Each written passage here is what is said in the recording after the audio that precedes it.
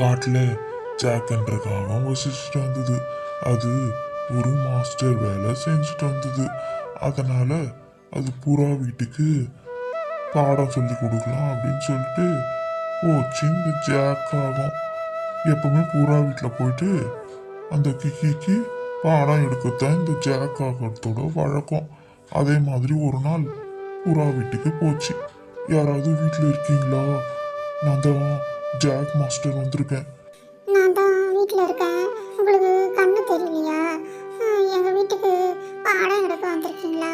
உள்ளே வாங்க மாஸ்டர் அப்படின்னு சொல்லிட்டு புறாவோட பாட்டி இந்த ஜாக் காகத்தை உள்ள கூட்டின்னு போனாங்க. எனக்கு ஒரு மரியாதையே இல்லை. எப்போ வந்தீங்க மாஸ்டர்? ஏ அப்படின்னு கேட்க கூட மாட்டேறீங்க. எனக்கு ஏதாவது சாப்பிடவும் கொடுக்க மாட்டேறீங்க. இந்த பறவைங்களுக்கெல்லாம் கொஞ்சம் கூட மரியாதையே தெரிய மாட்டேங்குது. நான் ஒரு மாஸ்டர் ஆச்சு அப்படின்ற ஒரு மரியாதையும் இல்லை அப்படின்னு சொல்லிட்டு இந்த ஜாக்காவும் புறாவோட வீட்டுக்கு போயிட்டு பாடம் நடத்திட்டு இருந்தது. அதே சமயத்தில் இந்த கிக்கியோ அவங்க பாட்டி கூட சேர்ந்து ஜாங்கிரி சாப்பிட்டுட்டு இருந்தது. ஏ கௌமே, ஏ கிசான், ரகதாத்தா அப்படின்னு சொல்லிட்டு இந்த ஜாக்காவும் பாடம் நடத்திட்டு இருந்தது. கொஞ்சம் மெதுவாக சொல்லி கொடுத்தா என்ன? குழந்தைக்கு புரிய வேணாமா? எப்போ பார்த்தாலும் மாஸ்டர் வந்தா ஏ கௌமி ஏ கிசான் ரகத்தாத தான் சொல்லி தராரு. மாஸ்டர் ஜாங்கரி சாப்பிட்றீங்களா? ஆமாம், எனக்கு ஜாங்கரி மட்டும்தான் குறைவாக இருக்குது அப்படின்னு ஜாக் மாஸ்டர் சொல்லிட்டு இருந்தது. ஜாக் மாஸ்டர் அதே சமயத்தில் கொஞ்சம் ஜாங்கரியை வாங்கி சாப்பிட்டுடுச்சு. ஜாங்கிரியை சாப்பிட்ட ஜாக் ஆகுமோ அந்த புறாவையே குறை சொல்லிட்டு இருந்தது. எப்போ பார்த்தாலும் இந்த பாட்டி தான் வந்து இந்த பேரனை கெடுக்குது. அதனால இனிமேல் நான் இந்த வீட்டுக்கு வந்து டியூஷன் எடுக்கிற வேலையெல்லாம் இல்லை. எந்த பறவையாக இருந்தாலும் என் வீட்டுக்கு வந்து தான் படிக்கணும், பாடம் படிக்கணும். என்னாலலாம் வந்து மற்ற பறவைங்க வீட்டிலலாம் வந்து பாடம் எடுக்க முடியாது அப்படின்னு சொல்லிட்டு ஜாக்காகவும் எல்லா பறவைகளும் சொல்லிட்டு தன் வீட்டுக்கே எல்லா பறவைகளும் வர வச்சு டியூஷன் எடுக்க ஆரம்பிச்சது இந்த ஜாக்காகும். ஏபிசிடி மட்டும் சொல்லி கொடுத்தது. ஏபிசிடி அப்படின்னு சொல்லி கொடுத்து இந்த ஜாக்காகும்.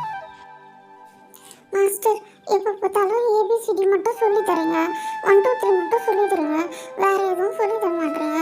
எங்கள் மிஸ் நிறைய பாடம் எடுக்கிறாங்க, அடிஷன் சப்ட்ராக்ஷன் எல்லாம் எடுக்கிறாங்க. நீங்கள் இது மட்டும் சொல்லி தரீங்க. நான் அதனால் 100க்கு 1 மார்க் தான் எடுக்கிறேன். நீங்கள் சரியாக சொல்லி தர மாட்டேங்க அப்படின்னு சொல்லிட்டு இந்த கிக்கியும் சொல்லிட்டு இருந்தது. ஆமாம், எனக்கு தெரிஞ்சது இந்த ஏபிசிடி 1 2 3 மட்டும்தான். அதுக்கு மேலே எனக்கே ஒன்றும் தெரியாது. இந்த பறவைங்களுக்கு வேற என்ன நான் சொல்லி கொடுக்குறது? எனக்கு தெரிஞ்சது ஏகோமே ஏகிசான் ரகதாத்தா அப்புறமா ஏபிசிடி 1 2 3 தான். இஷ்டம் இருந்தால் படிங்க, இல்லைன்னா உங்கள் வீட்டில் படிச்சுக்கோங்க அப்படின்னு ஜாக் மாஸ்டர் சொல்லிட்டு இருந்தது. அதே சமயத்தில் கிளியும் புறாவும் பேசிட்டு இருந்தது. என் பையன் இந்த ஜாக் மாஸ்டர் கிட்ட தான் போகிறான். மார்க்கு 100க்கு 1 மார்க் தான் எடுக்கிறான்.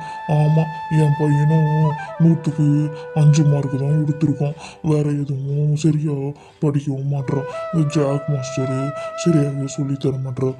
நம்ம வீட்டிலேயே நம்ம பாடம் சொல்லி கொடுக்கலாம் போல. வீட்டிலேயே படித்தாலும் இந்த பசங்க நல்லா படிப்பாங்க அப்படின்னு இந்த பறவைகள் எல்லாம் பேசிக்கிட்டாங்க. இந்த ஜாக் மாஸ்டர் கிட்ட டியூஷனுக்கு அனுப்பக்கூடாது அப்படின்னு சொல்லிட்டு எல்லா பறவைகளும் பேசிட்டு இருந்தாங்க.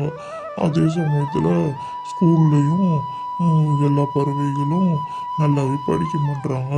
ஜாக் மாஸ்டர் கிட்ட போகிற பறவைங்கெல்லாம் சரியாகவே படிக்க மாட்டுறாங்க அப்படின்னு சொல்லிட்டு அந்த ஸ்கூலில் இருக்க மிஸ்ஸும் சொல்லிட்டு இருந்தாங்க. கிக்கி, நீ எல்லா பாடத்துலையும் 100க்கு 1 மார்க்கு தான் எடுத்திருக்க. நீ யார்கிட்ட போய் டியூஷன் படிக்கிற அப்படின்னு சொல்லிட்டு அந்த ஸ்கூல் மிஸ்ஸும் எல்லா பறவைகளும் திட்டிகிட்டு இருந்தாங்க. மார்க்கு கம்மியான பறவைகள் எல்லாம் அவங்க மிஸ்ஸும் திட்டிகிட்டு இருந்தாங்க. இது எப்படியோ தெரிஞ்சுக்கிட்டாங்க அவங்க கிக்கியோட அப்பா அம்மா. அதனால் இந்த எல்லா பறவைகளும் சேர்ந்து இந்த ஜாக் மாஸ்டர் கிட்ட டியூஷன் அனுப்பக்கூடாது அப்படின்னு சொல்லிட்டு முடிவு பண்ணாங்க. எல்லா பறவைகளும் ஒன்று கூடி பேசிக்கிட்டாங்க. இதுமேலே ஜாக் ஆகத்துக்கிட்ட யாருமே டியூஷன் போகக்கூடாது அப்படின்னு சொல்லிட்டு முடிவு பண்ணாங்க. எல்லா பறவைகளும் தங்கள் வீட்டிலேயே படிக்கலாம் அப்படின்னு சொல்லிட்டு முடிவு பண்ணாங்க. இதனால ஜாக் மாஸ்டர் கிட்ட யாருமே டியூஷனுக்கு போகல.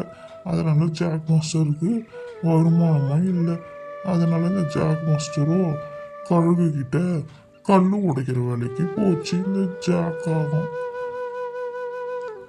இந்த ஜாக் ஆகமும் கழுகுவோட கல்லு உடைக்கிற கடையில் போயிட்டு வேலை செஞ்சுட்டு இருந்தது. எல்லா கல்லையும் தன் தலைமையில வச்சு சுமந்து வேலை செஞ்சுட்டு இருந்தது. அதுக்கு வருமானமும் இல்லாததுனால கழுகுகிட்ட வேலை செஞ்சு தன்னோட வயிற்று பிழப்பை நடத்திட்டு வந்தது இந்த ஜாக் ஆகும். ஒழுங்கா நம்ம பசங்களுக்கு பாடம் சொல்லி கொடுக்குற வேலையை செஞ்சுருக்கலாம். இங்கே வந்து நான் கஷ்டப்பட்டுட்டு இருக்கேன். இந்த கல்லெல்லாம் எடுத்து கஷ்டப்பட்டுட்டு இருக்கேன். என்ன பண்ணுறது, எனக்கு ஏபிசிடி 1 2 3 தவிர வேற எதுவும் தெரியாது. அதனால தான் அந்த பசங்களுக்கு சரியா பாடமும் சொல்லித்தர முடியல அப்படின்னு சொல்லிட்டு ஜாக்காகவும் சொல்லிட்டு இருந்தது. இந்த கல் உடைக்கிற வேலையை செஞ்சு நம்ம ரசிக்கலாம் அப்படின்னு சொல்லிட்டு இந்த கழுகுகிட்ட கல் உடைக்கிற வேலை செஞ்சுட்டு இருந்தது இந்த ஜாக்காகும். கற்கொலைகள்லாம் சுமந்து தன் வயிற்று பிழப்பு நடத்திட்டு வந்தது ஜாக்காகும்.